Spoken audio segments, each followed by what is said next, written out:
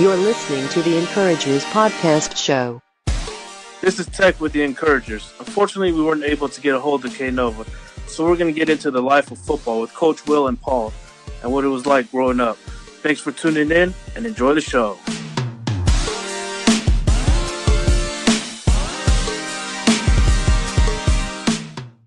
I stopped the phone with the D-line coach from the University of Arizona. He's coming into town. Fly in tonight. Just trying to link up with him so I can keep that connection, you know what I'm saying? And hopefully start selling a lot of my kids that I train, push them over to him. Yeah. Keeping those relationships with them college coaches is big, bro. You know, you change a lot of families' lives. Yeah. People want you to, you know what I mean? You see your track record, and so people want to spend money on you, you know what I'm saying? What coach were you talking to, Will? Coach Yona, he's a D-line coach at University of Arizona, U of A. Well, you have connections like that with several coaches because you've been coaching college football for 10 plus years now.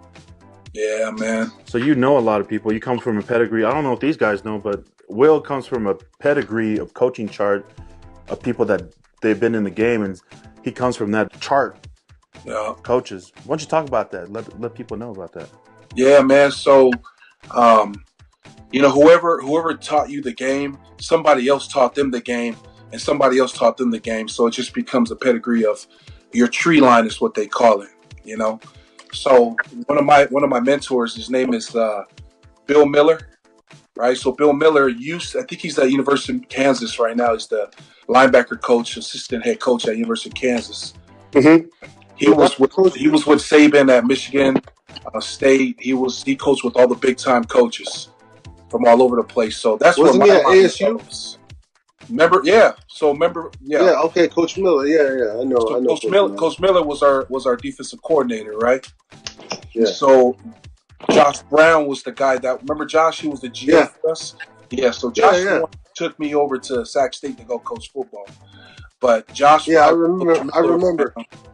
And you know, became one of his guys. Well, Josh is the one who got me into coaching, so I started like learning from Josh the game of football, and so my connections go through Josh, and then it just keeps climbing up to guys who currently coach in the league and throughout the country, bro. So anytime I need like a contact at whatever college, you know, or that somebody's interested in, I just call a lot of my connects and see, hey, do you know anybody here at Penn State that I can just contact and send, you know, information to? So it becomes a small networking world, man. Yeah. Bruce Miller, you said his name is? Bill Miller. Bill Miller? Yeah. Man, I'm a KU alum, man. I have to go down there and say what's up when football season comes around. Oh, bro. Good man. He's probably about 5'8". Yeah. Little short ball guy, but you know, he coached Ray Lewis at Miami. That's one of his guys. And Ray Lewis would always, you know, would do anything for Coach Miller. But that's the type of players that he coached, you know. Wow. He coached that. Wasn't he at Florida before he came to ASU? Yeah, he was the DC at Florida when he became the DC at ASU our year. Well, that's amazing. Well, yeah. A lot of people don't know that, you know. It's who you know, kind of, right? Absolutely. It is. It really is. It comes down to that. That's what's up. I mean, I feel like you did it more the conventional way, you know, and learning from someone who learned from someone who learned from someone. Yeah. I feel like my limited coaching experience is different in the sense that I just take what I played for 7 different O-line coaches in the league. Damn. So each one has a little bit of a different philosophy. Yeah, it's crazy. Like, there's just so many different systems, like power, you know, gap, outside, inside zone. I just take what I learned from each one, a little bit from each one, and that's where my coaching philosophy comes from. That's right. So it's more like experience-based. You know, I just take a little bit about what I learned from each one that I saw was successful and just make it your own. Yeah. Yeah, it's like my collection. You know what I mean? Just like my shoes is just random different pairs. Same thing with my coaching experience. It's just different things that I take from different systems, whether it's verbiage or schematics. You know, it's just so many different ways you can coach. Yeah. But it just comes down to what, like, because even I'm sure you have your little niche or your little twist that you like to put into the the knowledge that they shared with you and make it your own. Oh. And you gotta. One thing that I thought about is like you gotta, when you're teaching, it's all about like having different analogies so the kids can relate to. So I went to go to a camp, not too long ago, and the coach was like, "All right, guys, when you're gonna tackle, I want you to step on his toes, and I need you to bring your hips like you're in a phone booth." And in my head, I'm like, man, these kids don't know what the hell a phone booth is. For real. You know what I'm saying? They don't know that. You know what I mean? Or I heard a guy just yesterday at Mount West Elite. He was talking about, hey, make sure you get some typewriter feet. Typewriter feet, hot feet. Some of the kids don't know what typewriters are, bro. So it has to be current, just not your verbiage that you learn. Because I learned from a lot of old school guys, and that's their connection with a lot of the kids. That's what they use for years. And so now it's my turn to kind of take that, but I got to adapt now. You know what I mean? Yeah, that's funny. That's funny because like I kind of let my players dictate the terms a little bit to what's current with them. Kind of like what you talked about with the phone booth and typewriter feet. Like I give my O linemen, for example, I tell them what their technique is going to be based on alignment. So it's like head up, shaded, offset. That's right. So then they'll make up little words and terms, and they just kept saying migos, migos, migos, and then I came to find out that was their term for offset. So and it's funny because it's like as long as they get it, you know what I mean? They can make it their own and use their own language, but whatever way that they can process it the best works the best. Yeah. Like really, they got to take ownership of all the stuff we give them as coaches and make it their own because we can't go out there. You know what I mean? What's the best part of coaching for you guys? Seeing the growth. Yes. I feel like having coached high school and then college is seeing the growth, and it's not even football. Like when I coached at the high school, I coached in an area where there was a lot of there's poor neighborhoods and kids that had to work and stuff like that. So just getting them to believe in themselves. Like some of the kids would be like, "Oh, I don't think I can do it. I don't think I can do it." But helping them to show them that they can do it, man, that's so rewarding to me because it's like if I can get a kid to do something he didn't think he could do, then he can take that and apply that to any area of his life, whether it's school, work, relationships. I would say that's the best part for me is just seeing the growth in the kids. Yeah, man, I just want to piggyback on what Paul was talking about is football is just a tool to teach these kids how to act when they're in the community, in public, and it's more than football, man, because I think I already told you all this, but just recently, I get a lot of players reaching out to me, thanks, coach, for whoop-de-whoop, and thanks, coach, for helping me out with this. You understand how that impacted my life right now with my family. Like, that's what I'm waiting for. But I got a call from a kid. He left a message on my phone talking about, hey, coach, I just want to let you know that I just passed the bar exam. Wow. And so I'm an official, I'm going to start learning what's the word I'm looking for? Studying law or working with the law in Southern California. And I just want to let you know that, if you didn't let me walk on and then you didn't let me do the things that I wanted to do to put myself in this position, I would have never been here. So I just wanted to thank you. If you ever get in trouble, holla at me, coach. I'm your man. And so yeah, that's just a recent one that just happened. There's tons of stories, but that's what I want to hear, man. Just being successful. Yeah, do we want the kids to go to the league? Heck yeah, that's the highest level of football, man. The most proficient, most the best of the game. But if it's not within the NFL, the league, man, it's somewhere else. So being a professional somewhere else. Yeah, I mean it's very the likelihood of every kid that we coach going pro is very unlikely. Like you got to get lucky, you got to be good. Everything has to go your way.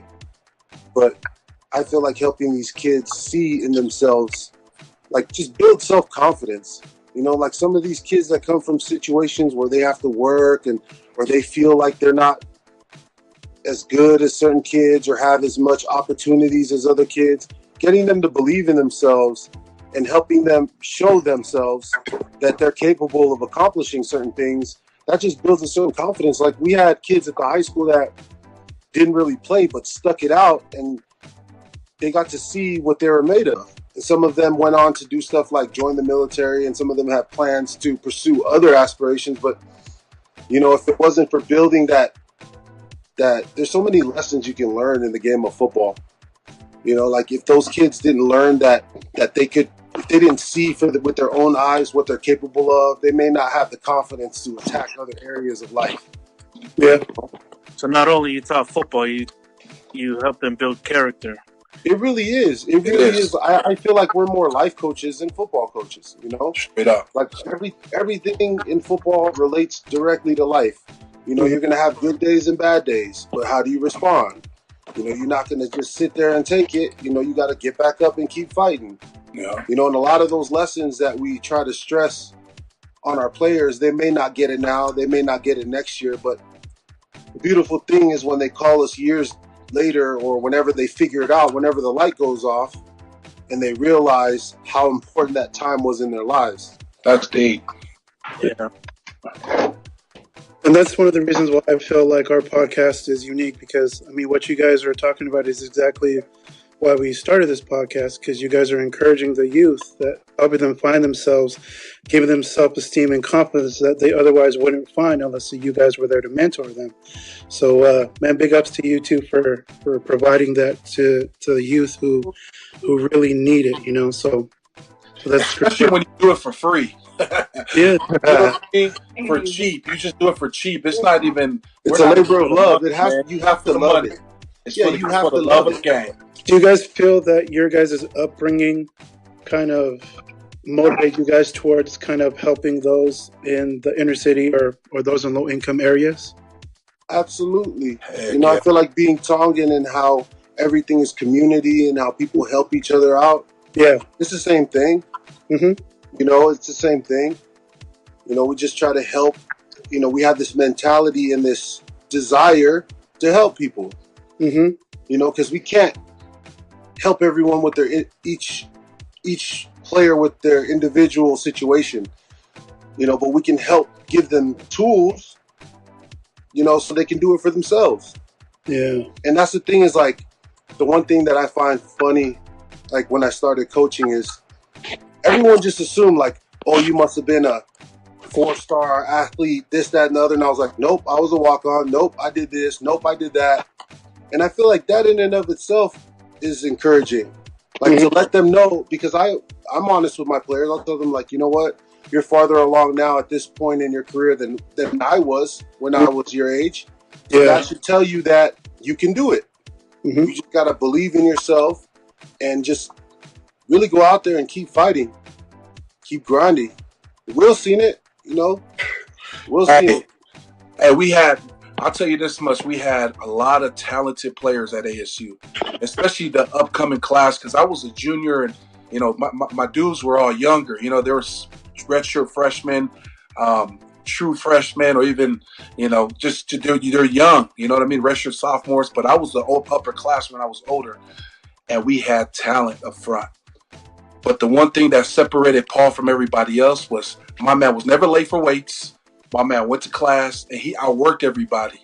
He wasn't the biggest, the strongest, He was the smartest, But he kept working at his craft, and I kept seeing my man started to get a little Popella all of a sudden, Started losing weight, start trimming up. And you know what happened to those other cats? Man, they slowly started falling off. And all of them was on scholarship too. They should have all been playing for the league, man. I'm not going to say no names. You know what I'm saying, Paul? Yeah. But every single one of them dudes had NFL talent, NFL size, and athleticism, and they should have went and moved on. But it's just the work ethic kind of. Life just got everybody, and they kind of fell off. And that's the thing. I feel like when you start from the bottom, you have a little bit more of appreciation for it, because some people come in highly touted, they get complacent, they get too comfortable. They think because what they did in high school is going to translate to what they get in college. But at the end of the day, one thing that I loved about my experience were the coaches that gave me a fair chance. Like, they didn't care that they didn't recruit me. They just played in the favor of, okay, you're better than this dude, so we're going to play you. It's not like oh, I recruited this guy, so I have to give him more reps and focus more on developing him. It's just the coaches that really gave me a fair opportunity. Thank you. You know, part of it is earned through hard work, but another part of it is, you know, you could easily get screwed over by the politics of it. You know, and I've experienced that in the league. You know, so you know, you just gotta work for what you want. You know, it's funny because, like, you know, like a lot of the kids are like, Coach, you must have just been dominant, this, that, the other. It's like, well, no. You know, I did it just like each and every one of y'all. So that just goes to show it's not like how I was at my prime was not how I showed up in the game. Same with you, right, Will? Like, you had to work. You had to develop your body. You had to build your Man, you I had was to the biggest, strongest, bro. But you know, I grinded, bro. Yeah. I grinded and I worked everybody. Hey, we did what we did. We had fun, huh? Hey, Yep. but when it was time to grind, it was grind time, and I learned how to separate that of you know, spending time, having fun, and being able to be a professional and go to class. We had this mentality. I feel like me and Will shared this both in our journey and our experiences together. And part of why we were close is we had this like mentality, like hard work. You know, like you could tell we out there back in the day. You know what I mean? Like you could tell we was doing some work back in the day, and that just goes to show, like, as Joe talked about or asked about how our culture, you know, influenced or helped or affected our journeys. It's like when you come from the bottom, you know, you don't want to go there no more. You don't want to go back to that. So you just continue to work and work and work and work. And success can be measured in so many different ways. Like it's not just measured in if you make it to the NFL or not. You can still get a free degree. You can still network and make relationships to get you a good job. You know what I mean? You can set yourself up in life in so many different ways than just going to the league. That's deep. Hey, being Tongan and growing up in impoverished neighborhoods, nobody else understands. Because when everybody was on spring break, when everybody was on vacation and they had summer and they were hanging out and waking up whenever they want, you know what I'm saying? They didn't know that I had to wake up at 6 in the morning to go grab that savolo and go yate, bro. Yeah, You know? there is no and spring you gotta break. be Tongan to know that, you know, that construction, that manual labor is no joke, and you're working for free. Mm-hmm. You know what I'm saying? You wake up early, you don't get fed. Sometimes you do. Sometimes you get a soda, you know what I mean? A pack of Mountain Dew. Yeah. Some Albertson chicken and lettuce and bread. Yeah. Right? You already know that game, right? You work all day until the sun comes down. Man. You know what I mean? Like I was 8 years old and my dad had business cards. And I had to go wee-wee. And you know what wee-wee is, bro. You go into the neighborhoods and you have to go talk to people. And you had to go drop off the cards at the door. I was doing door-to-door knocking when I was 8 years old with my older brother, trying to get yate work for my pops, because that's what my pops taught me to do. You know? And we yate. When everybody was hanging out, I showed up to football practice at Long Beach Poly, and people like, hey, man, why you so tired? Why you look all dirty and stuff? I said, bro, you had no idea. I had to wake up at 6 o'clock this morning, wait out there with my pops. He dropped me at home. I grabbed my water bottle and came straight to practice, bro. You know what I mean? Going double days, then triple days. I didn't know back in the day we had fire heat at Long Beach Poly, but I had to go out there. You got to be Tongan to know that, though. Yeah, I know. And it's funny because I had those stories too. I remember when I was in high school and wanted to go train for football, but my grandpa, rest in peace, late Reverend Manasseh Fanaika, he would have me help him. And I never understood why. You know, I was like, as a teenager, I'm like, why do I have to do this? Why do I have to do that? You know, but he would always tell me, you know, it's going to benefit you. It's going to benefit you. You know, so it's like part of that is just having to trust and believe. You know what I mean? Especially those that really care about you. Because sometimes you can get an ego and be like, no, I'm too good for this. Or this is beneath me. Or I should be treated better than this. You know, you go through all those experiences and when it hits you so hard. Like when it hit me so hard. It was like dang near an emotional experience. Like, okay, now I see why he made me do all this laborious stuff, you know? And it's like part of that is kind of training in a sense. You know, they make those conditions so difficult part of that, I feel like part of it is because the generation before us that had us doing all the yate and all the hard work, because they wanted to motivate us. You know, you go to a school, you go to a university where all of a sudden you're starting to get more and more of what you want for your hard work. So it's motivating. It's like now you get books, now you get free school, you know, now you get 3-meal training table, you know, stuff like that some people take for granted, you know, especially being poly, you know, we know what that is, you know, so that's motivating. When you start to accomplish and start to get more and more of what you want out of life, you realize why you went through the struggle. Yate University, man. Shoot, man. That's the best education you'll ever get because it's the type of education that you don't want to do. Like, I guess my dad, you know, when he would have me go yate with him, he'd always say, "Do you like this work?" And I said, "Yeah, it's cool. I like it." And he's like, "Well, I don't want you to do this for the rest of your life. That's why we came to the States. I'm sure I hope you guys too." So that was something else. You know what I'm saying? Because they just worked so hard for us. I kind of feel like it would be an injustice for me to not take advantage of what he came here for. So, you know, that was added, I guess, added for me to, you know, Motivation, incentive. Incentive to get away from there. And, you know, I look back now and I talk to him every week or so. And, you know, I just got to say thank you for kind of giving me that mentality of, you know, to get out of that type of life. Because, you know, that's what he signed up for. You know, he didn't sign up for me to do that, you know, so that's one of the biggest motivating factors for me. And now that I have kids, you know, it's my turn to push my kids and help them realize that there's a lot out there for them to do. They can achieve it. You know, you just got to work hard for it. You know, so. But I was going to say, when you mentioned Albertsons, is it me or did we all grow up around Albertsons? Albertsons. I remember Albertsons chicken. Safeway. It's your store. Yeah.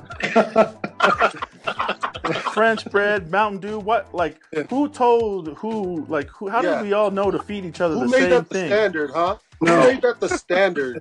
Like that it was going to be a French bread loaf from Safeway or Albertsons, a whole chicken. And you know damn well you didn't have anywhere to go wash your hands after you were picking up all that stuff. And you gotta tear into this chicken. You know what I mean? You gotta just, you know what I mean? You gotta make do with what you got. Y'all ever had sherbet ice cream with the French bread? Oh, yeah. Oh my gosh, man! In Arizona and like the 110-degree weather in the summer. Dang, that was everything, man. Oh. It's just crazy, man. We all grew up like in the same type of thing. We didn't know each other back then, but we all had yate experiences, and we all had, you know, chicken from Albertsons, Mountain Dew. French bread and Mountain Dew. Yeah. Mountain Dew. Hella Mountain Dew is working like for Tongan Gatorade, huh? Man, Yeah. Straight up. that's so funny, man. Maybe we should have drank Mountain Dew during the games. I bet you we would have been more.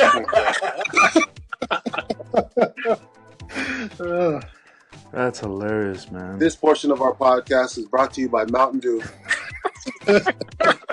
Send us our money.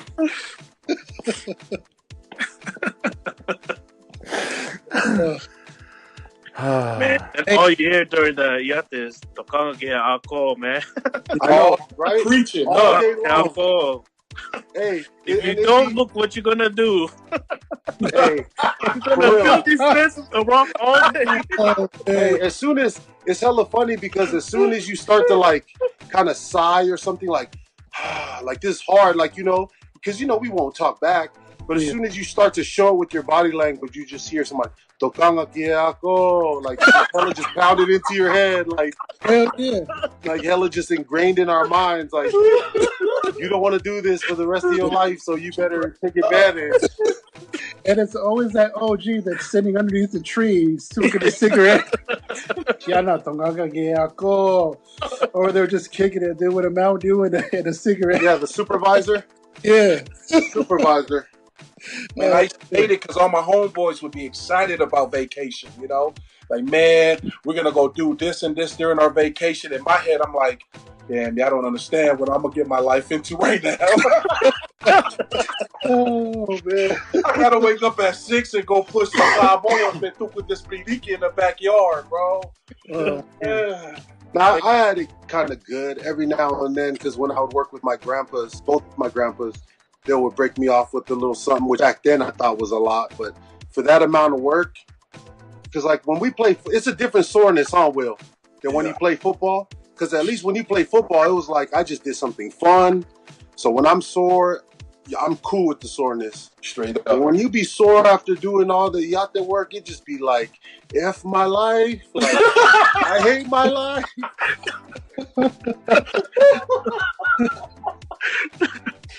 Man, I would never understand how like my dad would have the energy, man, to go and mix. You know what I'm saying? Like we'd get back and it was like 6:30. I'm like, dang, I'm just gonna shower, I'm gonna eat this church's chicken, I'm gonna knock out. And my dad's like, "How to fight Cabo?" I was like, "I'm straight, dog. I'm about to just go to sleep, dude."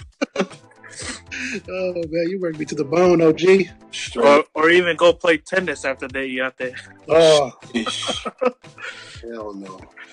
Yeah. A lot of energy, man. I feel like that's part of the reason why polys be so hyped when they actually get to do something fun. Yeah. Do you think there's a lot of that going on nowadays? Like we had Albertsons chickens and Mountain Dew. Do you see that happening? That kind of akonaki, that kind of lesson going on in today's youth, in our culture? I think it's different now. Especially now we're in this age where everything is just evolving so fast. Like now, kids our age have cell phones. I know back then, none of us had cell phones. Just little things like that make it a little bit more convenient. So, like, you can still give lessons. You can still pass on lessons. It's just a lot different than what it was. Yeah. And I believe that our knowledge is a lot different than it was back then. Like, back then, all our parents knew was, like Will said a couple weeks ago, his parents just told him, go to school, but they didn't know how to do it. So they had to figure out on their own. But now we kind of have an idea of how to get into school and how to pursue that side. Yeah, I think we become a lot more Americanized generation. Our kids is never gonna know that yate life. That's gonna end with us. That they're not gonna unless you're continuing to yate, bro. Because I'm still on that yate tip, but I'm doing it more in a business model type. So me and my brother-in-law went into business, so we have our landscaping company right now. And so on Wednesday, Thursday, and Friday, bro, we probably mowed like 38 lawns, bro, in 3 days. A lot of money though, but man, the whole outing I went. So it's kind of taking me back and kind of, how did my dad do it, every single day like this? Because I'm hurting, bro, on week 1 of mowing lawns, bro, and doing landscaping on Monday. So I don't know why I'm getting into it, but the money is good. I feel like, but I feel like we talk about the yate experience, for a lot of people that might be tuning in or listening that don't understand, I feel like it definitely is a life-changing experience, and you really only have to experience it once. You experience it once and you open your eyes to how hard that work is, and you imagine doing that day in, day out for not very much. There's a lot of people that are listening that don't understand what yate is. Can one of you guys explain what yate is and what it means to us in our Tongan culture? Yeah, yate is in the Tongan culture. In English, it's called yachting.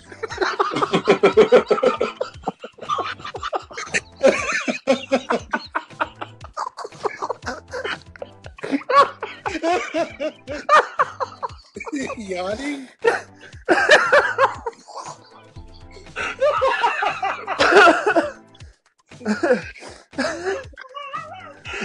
I was about to just say yard work when you said yachting. Yachting. It's not with the boats, everybody. It does not mean yachting like yachting on a boat. No, I don't know. I'm just making it up. But it pretty much has to do with like Will said, like landscaping, anything that goes from plumbing, from sprinklers to like building rock walls to cement, concrete. Even construction too. Yeah, and it's pretty much anything. Hard labor. Pretty much being construction, pretty much. Manual labor. So very hard manual labor. So landscaping / construction. Yeah, yateing. Call it yate. Yeah. It's especially hard when you're the It's all under the table, so this is like There's no labor laws apply. No minimum wage applies. A lot of it is like No working condition laws apply. yeah. So if it's 110, it's 110. It's not like, oh, we can't do this today because it's 110. Like, no, we just better work fast so we don't be out here all day long. Yeah. So Notis and Tech, you guys were putting in a lot of hours too when you guys were both in New York working with the what's it called, the Bubble Bubble Show? When we would talk, you guys were there a lot of hours too, weren't you? Yeah, that's a different kind of yachting too. You know? Yeah, it was mostly indoors. I was there a lot because I had to fix a lot of the lighting stuff. Tech work more than me. So you were the supervisor more? He was a supervisor, but yeah, I had to go because when you get bubble juice and all the lighting fixtures and all the equipment, you got to go clean it out and make sure they still work and all that. So I had to go fix like more speakers when they're broken. I had to go fix it while he sat at home.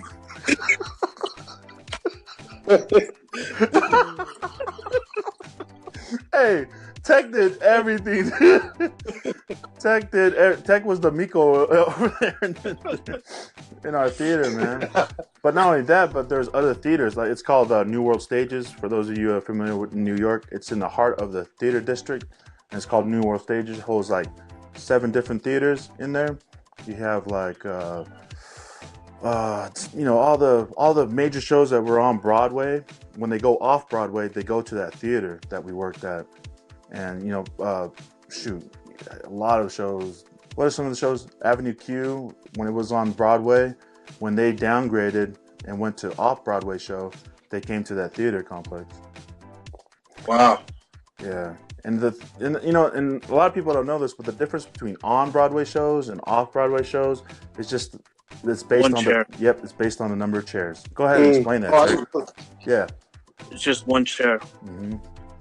If you have 500 more chairs, then you're Broadway. But these shows, they hold 499 chairs. And so they're considered off-Broadway. Wow. Now, what's the logic behind that? Just fire code. When it comes down to it, just fire code. But yeah, so all those shows that were on Broadway that, downsized, but people wanted to keep seeing them, that they didn't want to spend a huge budget, they would go to that theater complex, New World Stages.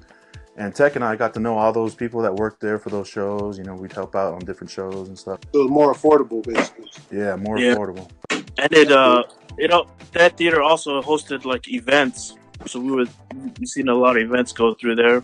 We've seen a lot of, like ABC, when they do like casting for their TV shows, they would host it over there and they would do some casting gigs over there. And we meet a lot of people there. Like I remember when I was there, I seen some of the guys. I don't know if you guys are familiar with the TV show Lost. Yeah. I seen some of the guys they were trying out, and they were there that day. The next couple years, I seen them on Lost. I was like, whoa, I remember that dude. But it's the different kind of yacht that we're used to, because all that was indoors. Yeah, that's hard. So I mean, it's all about mentality and attitude. If you have a positive attitude, because I mean, you could always go the other way. Mm-hmm. You get experience doing the yacht there, and you could just totally have a negative mindset and limit yourself. But again, part of what makes us all close and brings us all together and we all share in common is having a positive, encouraging mindset. So, Coach, tell us about your camp and how people can get involved if they want to, and how we can get a hold of you and find all your camp information. Yeah, so we have our camp here in the state of Utah. What's the name of it? It's just OFA Football Camp 2019, and it's position specific, only for the big guys in the trenches. So O-line and D-line. Oh yeah, the big sexies. Yeah, and then linebackers, if that's part of if they're coming off the edge, and also tight ends are also involved in that front 7 core.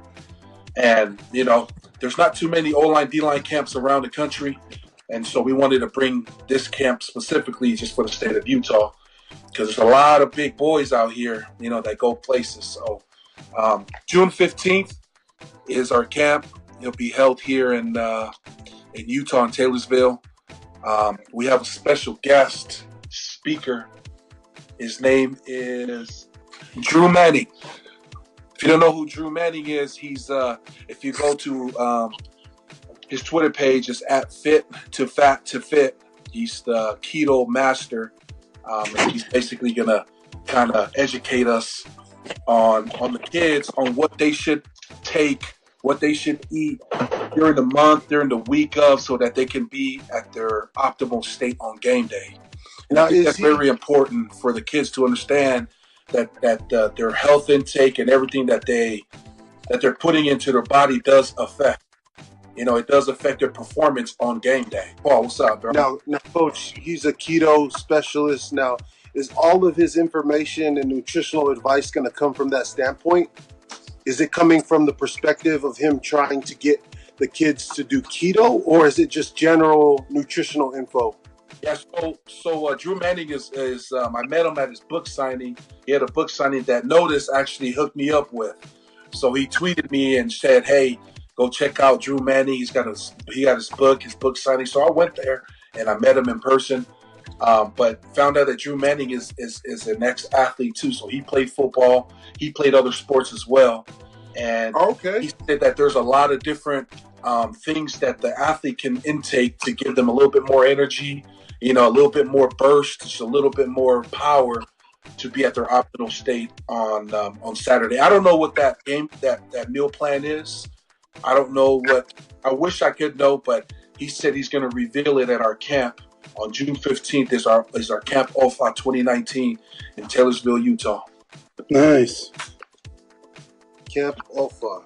So if you go to our website, it's ofafootball.org. Now it's 2 F's, right?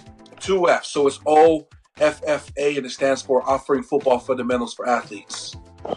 Yes. And that's the acronym for it. And and then our logo is basically for the love of the game. I like that. Oh, that's awesome. Yeah. We don't do it for the money. We don't do it for the power. We just do it because we love the game and what has encouraged us to do for our life, man. Because if it wasn't for football, you know what I'm saying? And you guys played ball together. If it wasn't for ball, where would we be, man? Yeah. So. Yep, definitely. That's awesome how you guys are paying it forward. Just by sharing the knowledge. That's kind of what got me into coaching. So that's awesome. So that's June 15th? Yeah, June 15th. June 15th in Utah, and then June 1st in Northern Nevada, Reno? Yep, June 1st we'll have... Are we all going to be there? I'll be there. Moa, do you want us there June 1st? Yeah, if you have time. If you can be there. His audio's... Oh, whoops. Yeah, sorry. That'd be awesome. Yep. But I think we should do... Because I would love for all you guys to be at OFA on June 15th. We're there. Yeah, we already locked it in, me and Sid. Okay. The one in Reno? The one here in Utah. That's June 15th. Yeah. So if you guys can make it, if your schedule permits, we'd love to have you guys here, Paul. Love to have you here. Come coach the O-line a little bit. Share some knowledge with the boys. That'll be fun for them to hear from you. I'll take care of all the stay. You guys just get here, and I'll take care of your stay here while you're here for the weekend. Yeah, man, that sounds like a great opportunity. Sounds like a live podcast to me. Sounds like a mix and a live podcast to me. And we just need to get the guy from Kansas over there. I'm working on it. I requested that weekend off from work. Right on. Now, how long is the camp, Will? How long are we there? It's only in the morning, so 7:30 check-in for the younger kids. I call those kids the Cubs. So the Cubs come in from ages 6 to 13, and they come and check in. They'll get a camp T-shirt, and then we'll go through some O-line, D-line drills, and we'll do some one-on-ones, and then we'll do intermission where around 10:30 is when Drew Manning will address the team. About nutrition plans to be optimal state on game day. And then the varsity, which I call the Lions, they start checking in at 9 a.m. right before about 9:30. And then their camp is 2-hour camp for each age group. So it's from noon to 2 o'clock, and then that's it. Okay. Very nice.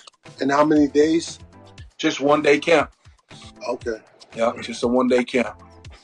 That's a good amount of time to get in some valuable work.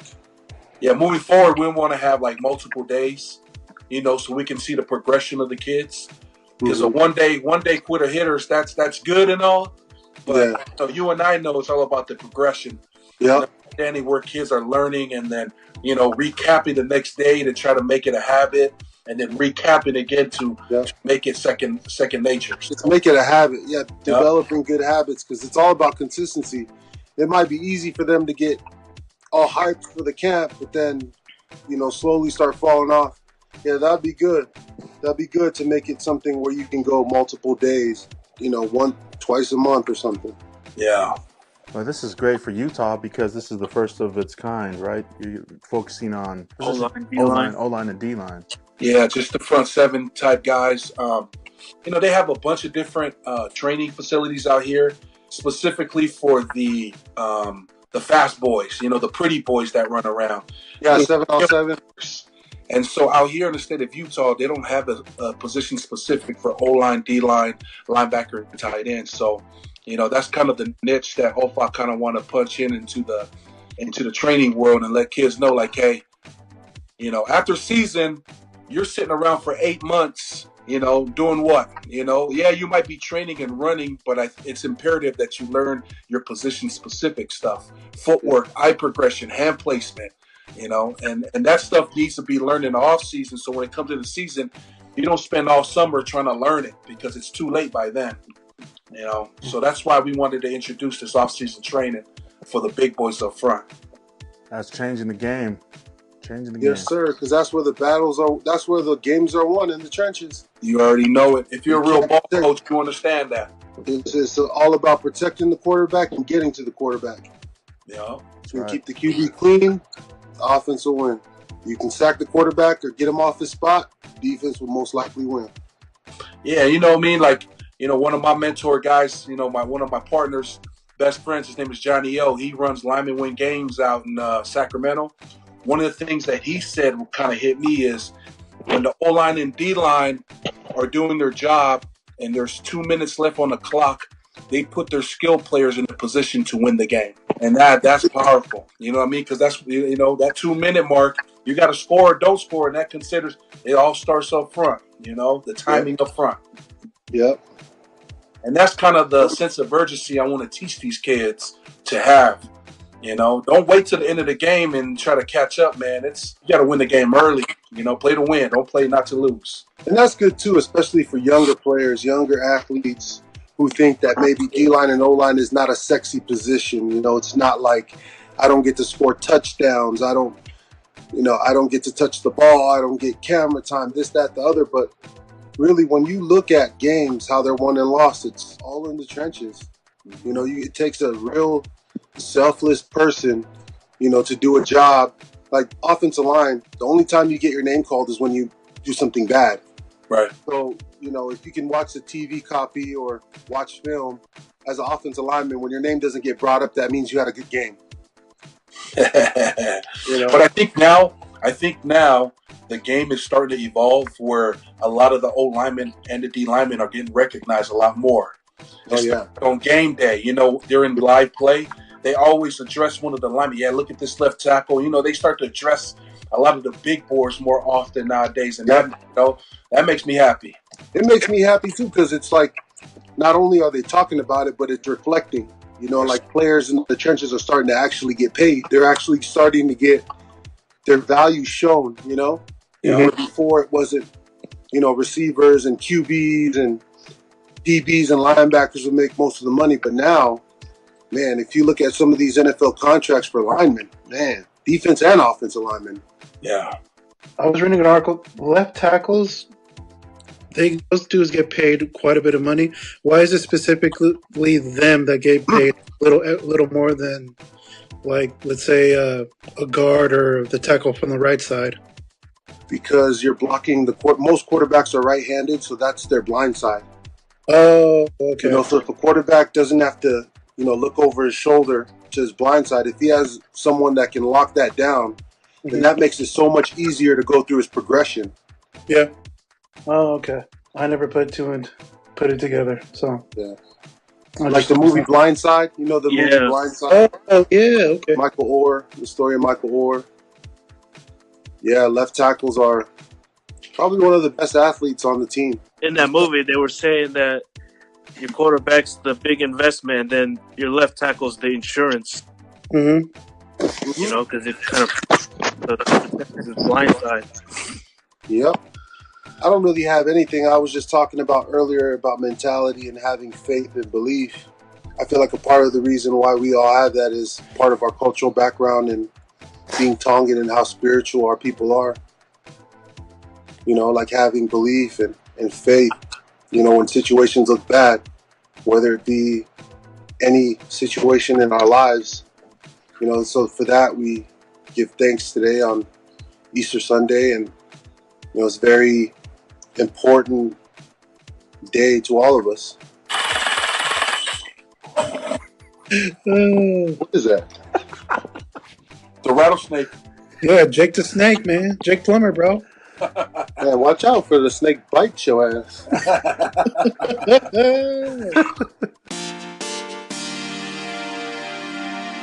This has been another episode of the Encouragers podcast. Thank you guys for tuning in today as we talked about a little bit about our experiences and the foundation of our grind. And Coach Will and I touched a little bit on our coaching experiences as well as our playing experiences. Tune in next week as we will be joined by the first ever Polynesian model featured on Sports Illustrated Swimsuit Edition, Velonica Pome'e. Don't forget to go out there and like, subscribe, and comment. And until next time, go out and encourage somebody around you. You're listening to the Encouragers Podcast Show.